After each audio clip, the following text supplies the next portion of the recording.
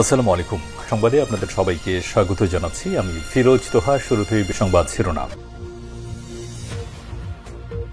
বাংলাদেশের সর্বশেষ গুরুত্বপূর্ণ আপডেট সংবাদে আপনাকে স্বাগত। শুরুতেই সংবাদ শিরোনাম, পরে বিস্তারিত। প্রথমেই জানাবো আমাদের হাতে থাকা সর্বশেষ গুরুত্বপূর্ণ সবথেকে তাজা আপডেট সংবাদ। সার্বভৌমত্ব রক্ষায় পাহাড়ে ২৫০ ক্যাম্প চায় সেনাবাহিনী। পার্বত্য চট্টগ্রামে আবারও অস্থিতিশীল করে তুলতে সক্রিয় হয়ে উঠেছে ভারতীয় মদতপুষ্ট সশস্ত্র সংগঠন ইউনাইটেড পিপলস ডেমোক্রেট ফ্রন্ট বা ইউপিডিএফ। এই ধর্ষণে নাটক সাজে সাম্প্রদায়িক দাঙ্গা লাগানো, অস্ত্র এবং প্রশিক্ষণ নিয়ে পাহাড়ে হামলা চালানো, চাঁদাবাজি, অপহরণের মতো কার্যক্রমে জড়িয়ে পড়েছে সংগঠনটির সদস্যরা। আজ টক শোতে বাংলাদেশের এক সেনা কর্মকর্তা জানিয়েছেন, বাংলাদেশের প্রায় ৪০০ জন সেনা এসব সন্ত্রাসীর হাতে মারা গেছে। এরপর জানাবো ১০ বিভাগীয় সাংগঠনিক সম্পাদক করল এনসিপি। ১০ বিভাগীয় সাংগঠনিক সম্পাদক করেছে জাতীয় নাগরিক পার্টি। এনসিপি দলের অন্য সকল দায়িত্ব থেকে অব্যাহতি দেওয়া সাপেক্ষে তাদের এই দায়িত্ব দেওয়া হয়েছে। আজ এনসিপির আহ্বায়ক নাহিদ ইসলাম ও সদস্য সচিব আক্তার হোসেন এই অনুমোদন দেন। দলের এক সংবাদ বিজ্ঞপ্তিতেই তথ্য নিশ্চিত করা হয়েছে। এদিকে সারা দেশে পূজা মণ্ডপে নাশকতার চেষ্টা, ১৯ দুষ্কৃতকারী আটক। সারা দেশে ৩৩,০০০ পূজা মণ্ডপের মধ্যে ৪৯টি মণ্ডপে নাশকতার চেষ্টায় ১৯ জন দুষ্কৃতকারীকে গ্রেপ্তার করা হয়েছে বলে জানিয়েছেন র্যাব মহাপরিচালক একেএম শহীদুল ইসলাম। তিনি বলেছেন, ধর্মীয় সংস্কৃতিতে বাধা সৃষ্টিকারীদের আইনের আওতায় আনতে র্যাব তৎপর রয়েছে। এবারে জানাবো সিরাজগঞ্জে নারীসহ জনতার হাতে ধরা বিজিবির কনস্টেবল। সিরাজগঞ্জের সদর উপজেলায় অনৈতিক কর্মকাণ্ডে জড়িত থাকার অভিযোগে এক পুলিশ সদস্যকে স্থানীয়রা হাতে নাতে ধরে ফেলেছে। পরে সিরাজগঞ্জ সদর থানা পুলিশের একটি টিম তাকে উদ্ধার করে থানা হেফাজতে নেয়। এবং সর্বশেষ জানাবো জেনজিদের বিক্ষোভে উত্তাল আরেক দেশ, গ্রেপ্তার ২ শতাধিক। এবার উত্তর আফ্রিকার দেশ মুসলিম দেশ মরক্কোয় টানা চতুর্থ দিনের মতো তরুণদের নেতৃত্বাধীন বিক্ষোভ সহিংসতা ছড়িয়ে পড়েছে। সময় ২ শতাধিক তরুণকে গ্রেপ্তার করেছে দেশটির নিরাপত্তা বাহিনী। স্থানীয় সময় রাতে দেশ জুড়ে হাজারো বিক্ষুব্ধ মানুষ সড়কে নেমে আসে। তারা দুর্নীতি দমন, কর্মসংস্থানের সুযোগ সৃষ্টি, স্বাস্থ্য ও শিক্ষা খাতে উন্নত সেবা নিশ্চিতের দাবিতে স্লোগান দেন। প্রিয় দর্শক, এতক্ষণ শুনছিলেন সংবাদ শিরোনাম, এবারে বিস্তারিত। তবে তার আগে বন্ধুরা অনুরোধ থাকবে এই সংবাদটিতে একটি লাইক দিন। এই চ্যানেলে আপনি নতুন হয়ে থাকলে আমাদের সংবাদটি দেখতে দেখতে চ্যানেলটি সাবস্ক্রাইব করে রাখুন। কমেন্ট করে বন্ধুরা আপনার মূল্যবান মতামত জানিয়ে দিন আপনি বিশ্বের কোন দেশ থেকে বা বাংলাদেশের কোন স্থান থেকে আমাদের সংবাদটি দেখছেন এবং শুনছেন। আর বন্ধুরা সংবাদটি আপনার সোশ্যাল মিডিয়া ফেসবুকে শেয়ার করে দিন। এবারে বিস্তারিত। সার্বভৌমত্ব রক্ষায় পাহাড়ে ২৫০ ক্যাম্প চায় সেনাবাহিনী। এ পর্যন্ত পার্বত্য চট্টগ্রামে ৪০০ জন সেনা সদস্য পাহাড়ি সন্ত্রাসীদের হামলায় মারা গেছে বলে আজ একটি টক শোতে জানিয়েছেন সাবেক এক সেনাবাহিনীর কর্মকর্তা। পার্বত্য চট্টগ্রাম আবার অস্থিতিশীল করে তুলতে সক্রিয় হয়ে উঠেছে ভারতীয় মদতপুষ্ট সশস্ত্র সংগঠন ইউনাইটেড পিপলস ডেমোক্রেট ফ্রন্ট বা ইউপিডিএফ।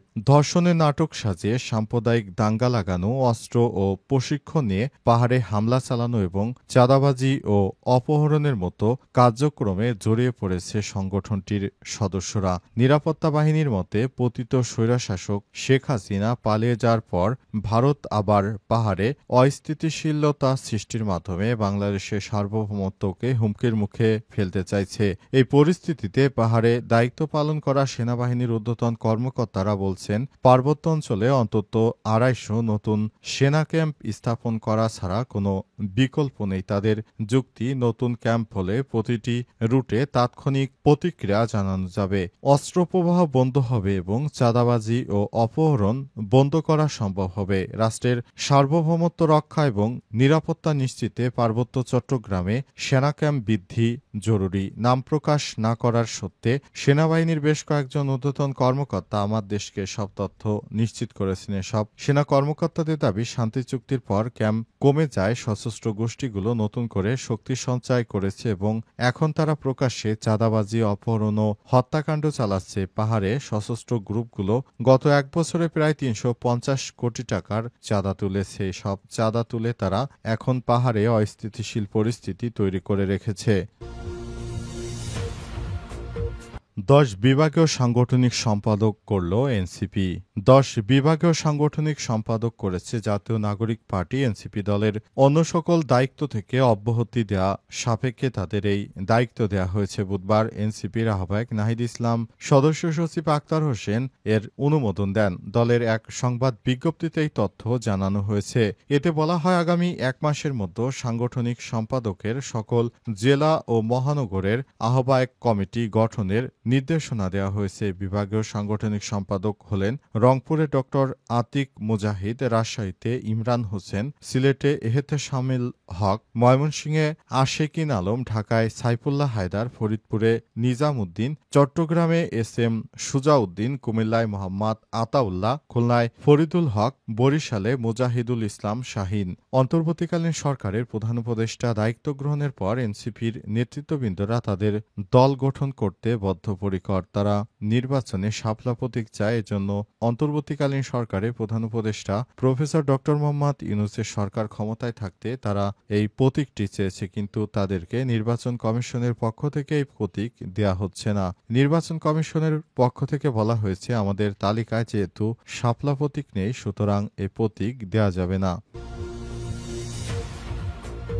সারা দেশে পূজা মণ্ডপে নাশকতার চেষ্টা, ১৯ দুষ্কৃতকারী গ্রেপ্তার। এবার সারা দেশে নাশকতার পরিকল্পনা যারা করছিল তাদের মধ্যে যারা দুষ্কৃতকারী রয়েছেন তাদেরকে আটক করেছে পুলিশের ডিএমপির পক্ষ থেকে জানানো হয়েছে, নাশকতার কারণে এসব জায়গাগুলোতে বিভিন্ন সমস্যা তৈরি হচ্ছিল, এজন্য তারা এই ব্যবস্থা গ্রহণ করেছে। ডিবির পক্ষ থেকে জানানো হয়েছে, আমরা নাশকতার চেষ্টা যারা করছে সেসব অপরাধীদেরকে আটক করছি। অন্তর্বর্তীকালীন সরকার ক্ষমতায় আসার পর একটি রাজনৈতিক দল ভারতে পালিয়ে গেছে, আর কিছু রাজনৈতিক দল দেশে আবার নতুন করে অস্থিতিশীল পরিস্থিতি তৈরি করে তারা দেশটাকে একটি ষড়যন্ত্রের মধ্যে ফেলে দিতে চায়। এ কারণে এই ধরনের সমস্যা তৈরি হয়েছে। এজন্য তারা সে অনুযায়ী ব্যবস্থা গ্রহণ করছে। যারা এই ধরনের নাশকতা পরিস্থিতি এবং হিন্দু মুসলিম দাঙ্গা বাঁধাতে চায় তাদের ব্যাপারে সরকার কঠোর অবস্থানে রয়েছে। কেউ যেন এই ধরনের নাশকতা কর্মকাণ্ড পরিচালনা করতে না পারে, এজন্য অন্তর্বর্তীকালীন সরকারের প্রধান উপদেষ্টা প্রফেসর ড মোহাম্মদ ইউনূস সেভাবে ব্যবস্থা গ্রহণ করছেন। প্রতিনিয়ত তিনি পুলিশ সদস্যদেরকে বিভিন্ন বিষয়ে নির্দেশনা জারি করছেন, যাতে করে দেশে কোনো অরাজক পরিস্থিতি তৈরি না হয়। জেনজিদের বিক্ষোভে উত্তাল আরেক দেশ, গ্রেপ্তার ২ শতাধিক। এবার উত্তর আফ্রিকা দেশ মরক্কোতে টানা চতুর্থ দিনের মধ্যে তরুণ প্রজন্মদের মধ্যে বিক্ষোভ চলছে। তারা সরকারের পতন চায়। বাংলাদেশে যেভাবে শেখ হাসিনার পতন হয়েছে, এবার মরক্কোর সরকার পতনের জন্য তারা আন্দোলনে নেমেছে। এই আন্দোলন এমন এক সময় হচ্ছে যখন বিশ্বের বিভিন্ন দেশে শেখ হাসিনার মতো সরকার পালিয়ে যেতে বাধ্য হয়েছে, সরকারের পতন হয়েছে। তার মধ্যে রয়েছে ইন্দোনেশিয়া, নেপাল, ফিলিপাইন, ভুটান, এছাড়াও আরও বাংলাদেশও বেশ কয়েকটি দেশ, তার মধ্যে থাইল্যান্ডও অন্যতম। সেখানে দেখা যাচ্ছে এই সমস্ত দেশের জেনজিদের বিক্ষোভে উত্তাল দেশের মধ্যে সরকার অবশেষে টিকতে না পেরে সরকার পদত্যাগ করতে বাধ্য হয়েছে। এবার মরক্কোতেও একইভাবে এই সমস্যা সৃষ্টি হয়েছে। দুর্নীতি দমন, কর্মসংস্থানের সুযোগ সৃষ্টি, স্বাস্থ্য ও শিক্ষা খাতে উন্নত সেবা নিশ্চিতের দাবিতে স্লোগান দিতে থাকেন তারা। বেশ কিছু বিক্ষোভকারী পুলিশের দিকে পাথর ছুড়ে বলে স্থানীয় গণমাধ্যম নিশ্চিত করেছে। এই কারণে সেখান থেকে অন্তত ২০০ জন বিক্ষোভকারীকে আটক করেছে দেশটির নিরাপত্তা বাহিনী। সর্বশেষ পাওয়া তথ্য অনুযায়ী এখনও সরকার তার শপথে রয়েছে, তবে সরকার কোনোভাবেই গদি ছাড়তে চাইছে না। যত চেষ্টাই করুক না কেন জেনজিরা তাদের বিক্ষোভ থামাবে না বলে ঘোষণা দিয়েছে। অবস্থায় ওই দেশে থমথমে পরিস্থিতি বিরাজ করছে।